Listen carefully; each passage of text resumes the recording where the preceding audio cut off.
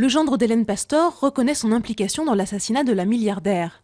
L'homme de 64 ans, consul de Pologne à Monaco, est en garde à vue depuis lundi. Le procureur avait fait état de flux financiers suspects sur ses comptes bancaires. La fille d'Hélène Pastor avait également été interpellée, mais a été remise en liberté sans qu'aucune charge n'ait été retenue contre elle.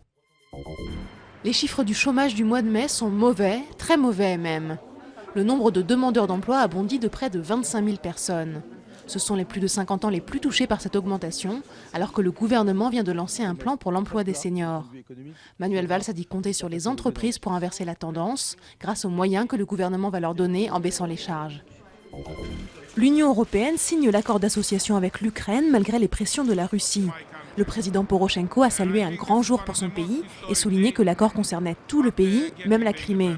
Cette signature intervient quelques heures avant l'expiration de la trêve très fragile décrétée par Kiev. Signe positif, 4 observateurs de l'OSCE enlevés par des rebelles pro-russes ont été libérés.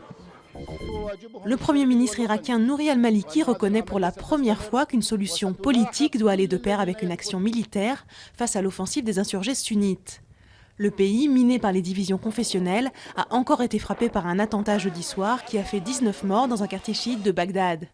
Les djihadistes de l'État islamique en Irak et au Levant continuent également à renforcer leur présence à la frontière entre Irak et Syrie. Pour les Fennecs, le rêve devient réalité. L'équipe d'Algérie accède pour la première fois au 8e de finale de la Coupe du Monde, grâce à un match nul 1-1 contre la Russie. Dans les rues d'Alger, la joie des supporters était à la hauteur de l'événement. En France, la fête a été émaillée d'incidents à Paris, Lyon, Marseille et dans le Nord.